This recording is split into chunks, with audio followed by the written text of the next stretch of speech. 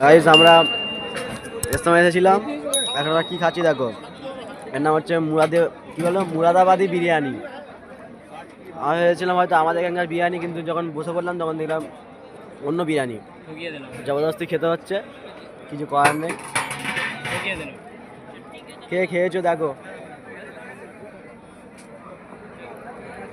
মুরাদাবাদি বিরিয়ানি খাওয়ার পরে এখন আমরা দেশি বিরিয়ানি খাচ্ছি। তো মুরাদাবাদি বিরিয়ানিটা তোমার কেমন লেগেছে? হ্যাঁ, ভালো না, শুধু মশলাটা একটু বেশি ছিল বলে গলায় আলাদা করছিল, নাহলে এমনি ভালো লেগেছে না। তো ওটা আমি কি দিলাম 10-এ, ওটা 10-এ 5। আর এটা এটা হলো আমাদের দেশি বিরিয়ানি। এটা খাওয়ার পরে আমরা রিভিউ দিচ্ছি, এখন খাই। চার্জ নিলে পুরো বাসন চার্জ দেবো। বুড়োর কাছে ভিড় দেখো, এই সেই বুড়ো যার আমরা। আসসালামু আলাইকুম। তো আজকে একটা ছোটো মিনি ব্লগ নিয়ে চলে এসেছি আমরা ইস্তেমাকে নিয়ে। তো এখানে ইস্তেমা হচ্ছে, খুব ভালো হচ্ছে, পরিবেশটা দূষণ হচ্ছে, খুব ভালো হচ্ছে। কারণ প্লাস্টিক যত জিনিস দেখুন, জুতো ফুতো পড়ে আসছে, দূষণ হচ্ছে, ভালো হচ্ছে, পরিবেশ দূষণ হচ্ছে। মানে এই দেখ কাজিবা দিয়ে আমাদের মসজিদ কেউ করেনি, এরা করে দুজনে বসে গিয়ে বিজনেস, এসব বিজনেস আইডিয়া বলে তোর মাথায়। কাজীপাড়ার লোকেরা দেখে গেলে ঘাড় মেরে গেছে মারা। এখন গাড়ি করে এসেছিলাম বর্ধমানে,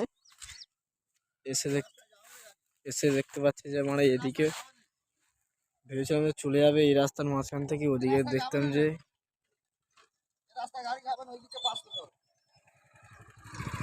পুরো গাঁড় মেরে গেছে।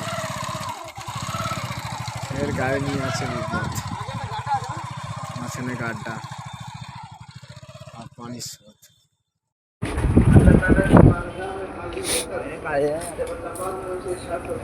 তো গাইস আমরা চলে যাচ্ছি বাড়িতে। পিছনে মজা ছিল, আমার মজা চলে আসতেছি। কোথায় গাড় দেয়া, কি বলিস? এদিকে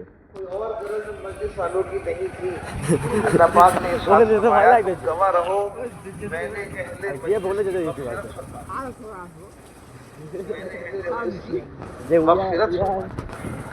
বলছেন ভাই একটা হাদিসে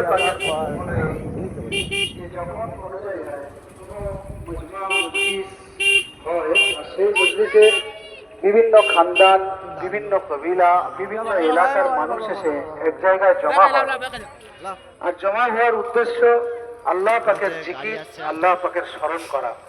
তো যখন এরকম মজলিস ফেরেশতারা দেখে, তো ফেরেশতারা এই মজলিসে চারিদিকে এসে জমা হয়ে যায়। আর জমা হতে হতে উপরে চলে যায়। আল্লাহ রাব্বুল ইজ্জত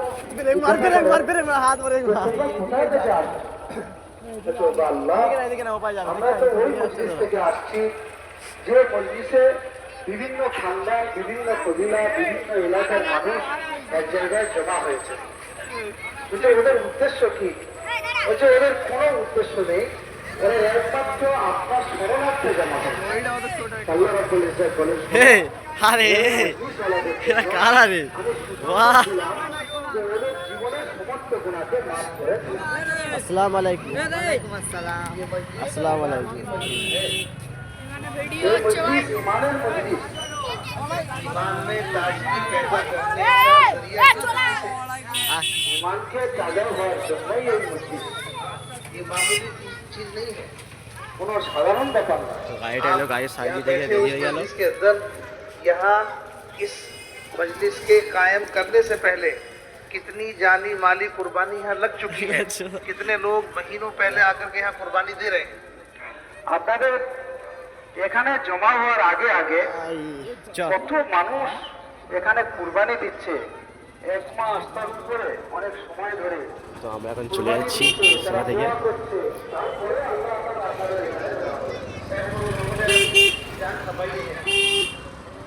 কালকে আসতে পারছিস? ওই কালকে আমরা এলাম, বুঝে যাচ্ছি। ঘুরতেই পারছি।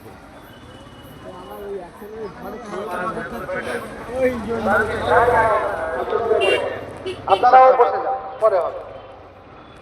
কোনো বাদ में होगा इंशाल्लाह एक आध ভাই বয়ানের পরে হবে এখন আর করবেন না বসে যান আপনারাও বসে যান আসসালামু আলাইকুম বড় ব্লগার বসে যান ভাই আপনারা সবাই ঠিক আছে নাকি তো দেখো এদের পাড়ায় হয়তো জলসাটা হচ্ছে এই জলসা চেষ্টাটা হচ্ছে কমিটি আসসালামু আলাইকুম ভাই না কি লাইভ করিনি কখন এখন একটু আগে না না আজ হবে এই ছিল এই একজনও কি উঠবো না হ্যাঁ খবরটা আর আমি চা খেতে যাচ্ছি সেগুলো লোগों ने আরে কি বলছিস কাজির কত লাখ লাখ লোক এখানে সবাই দোকানে যাবি তো না না সরিষাটে আবার একটা কাজে আবার তারা সেখানে কত যাবি মালের কুরবানি তাই দিয়েছে জানের কুরবানি দিয়েছে तब जाकर के ये